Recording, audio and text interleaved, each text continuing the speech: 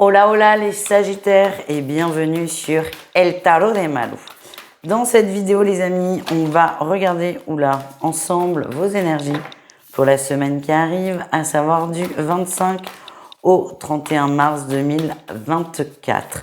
Comme toujours, ne prenez que ce qui vibre avec vous, ce qui résonne, ce qui vous fait du bien, ce qui vous permet d'avancer. Si vous désirez approfondir, on se retrouve sur mon site letarotdemalou.com. Allez, on y va les Sagittaires. On va commencer avec votre tirage général. Mais avant, on va aller voir le message de la coupe qu'on peut avoir pour vous. Ok, il y a un choix là, il y a un choix qui vous empêche d'avancer. On vous invite vraiment à le faire. Si vous n'arrivez pas à le faire tout seul, si vous manquez des éléments, demandez des conseils à votre entourage. Mais ce choix est très urgent pour vous, pour votre mieux-être. Et tant qu'il n'y a pas ce choix de poser, vous allez avoir cette sensation d'être bloqué qui est extrêmement désagréable. Oui, c'est confirmé avec le tirage général. Votre énergie principale, on a quand même une énergie de solitude, de blocage, de non-mouvement, de déception. Et on a, attention, cette petite tendance à broyer du noir facilement. Je ne dis pas que vous êtes en coup de spleen, les Sagittaires, mais c'est facile. Il va être facile cette semaine de descendre un peu dans les énergies. Plus simple de descendre que de remonter. Votre atout, c'est que, encore une fois, on a cette dynamique de relationnel qui ressort. Vous êtes relativement bien entouré à condition de vous ouvrir, à condition d'aller chercher ces personnes. Votre défi, c'est que vous bougez pas. Vous attendez un peu. Il y a vraiment cette énergie d'attente, l'attente du changement, l'attente du mouvement. Et si on en revient à notre couple, ce mouvement va se faire dès qu'on aura fait un choix, dès qu'on aura pris une décision et coupé peut-être avec une illusion et surtout... moi, j'ai l'impression que vous avez cette sensation qu'il y a une épée de Damoclès autour de vous. Vous voulez que ça bouge, vous avez tous les éléments pour, mais ça veut pas. Il faut peut-être se donner un petit coup de pied, là, un petit coup de peps. On me le redit, hein, demandez conseil et ça peut se défaire très très vite, ce problème, ce souci qui n'est pas si important que ça vu de l'extérieur. Et vous allez vraiment être testé sur votre capacité à oser aller vers les autres. La réussite, on a la 7 de bâton. Vous allez vous protéger, vous n'allez pas vous laisser aspirer par ce spleen. Et ça, c'est plutôt cool quand on voit les énergies qu'il y a. Vous allez réussir à vous protéger, à vous recentrer sur vous et à faire un effort dans une moindre mesure quand même. Hein, c'est ce qu'on me montre, mais un effort d'ouverture pour aller demander cette aide. On continue avec le professionnel. On va aller voir votre atout et votre défi. Oh là. Mais écoutez, on a deux cartes fortes. On a deux 10, la 10 de coupe et la 10 de denier. En atout, on parle d'abondance quand même, d'abondance de projets, une bonne entente au travail. Vous êtes quelqu'un d'agréable, vous êtes fun, vous êtes souriant, vous faites du bien, vous êtes apprécié. Le défi, le challenge, c'est que vous avez peut-être, vous, des soucis dans la matière, des soucis financiers. C'est délicat. Alors, on arrive sur la dernière semaine du mois. Peut-être que la dernière semaine est un peu compliquée financièrement, comme beaucoup d'entre nous, je vous rassure.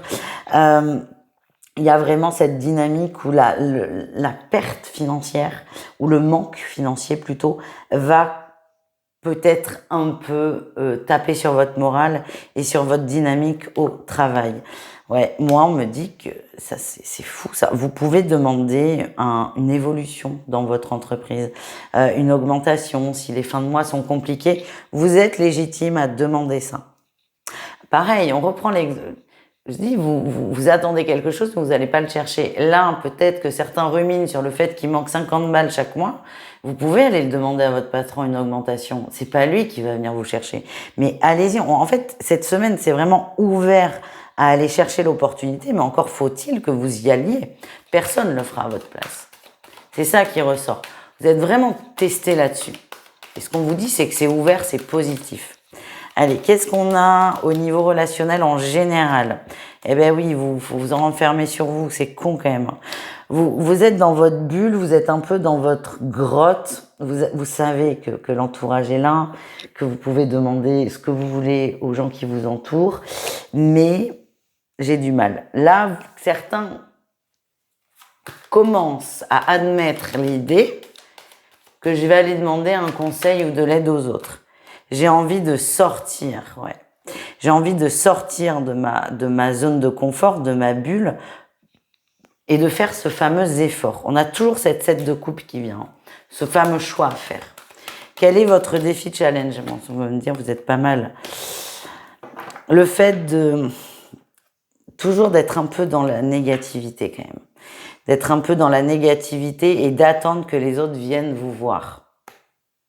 On vous demande juste de faire le premier pas finalement. Allez, les Sagittaires, on termine avec le sentimental. On va aller voir pour chaque cas de figure. On commence avec les triangulaires. Ok, il y a une discussion possible, il y a une porte qui s'ouvre, il y a quelque chose d'envisageable. Ça ne sera pas forcément une discussion très agréable, entre guillemets. C'est une discussion où on va tout mettre à plat. Tout mettre à plat, tout poser, tout se dire. La conclusion n'ira peut-être pas dans le sens que vous désirez, mais en tout cas, il y a une très grosse ouverture sur la communication qui peut faire beaucoup de bien sur le long terme. Les couples sagittaires, qu'est-ce qu'on a ? C'est compliqué là, c'est très intense, très passionnel, peut-être un peu trop. Certains vont avoir envie de prendre un peu de distance, de faire une forme de break. Je vois pas de pause dans la relation, mais plus on met juste un peu de distance, un peu moins d'échanges, un peu moins de SMS ou d'appels dans la journée. C'est un besoin pour une personne. Il n'est pas du tout négatif d'ailleurs. Je sens que l'autre va avoir peur forcément. Peur que son autre lui échappe. On a juste besoin, quelqu'un qui a besoin de se recentrer sur lui. C'est pas méchant, vous allez, vous, avoir très peur, mais on vous demande juste de respecter ça, tout simplement. Les célibataires, il y a quelqu'un qui vous a perturbé, là. Il y a quelqu'un qui, Cupidon a lâché une flèche. Vous êtes très perturbé, il y a une rencontre qui vous a un peu chamboulé, un peu chahuté. Et autant vous ne savez pas quoi faire quand ça vous tombe dessus, mais plus ça va avancer, plus vous allez être serein par rapport à ça, et plus vous allez vous écouter. On nous parle de guérison, c'est une rencontre qui est importante pour vous. Elle vous aide à vous réparer. Voilà les amis, je vous embrasse, je vous dis à tout vite et prenez soin de vous. Ciao.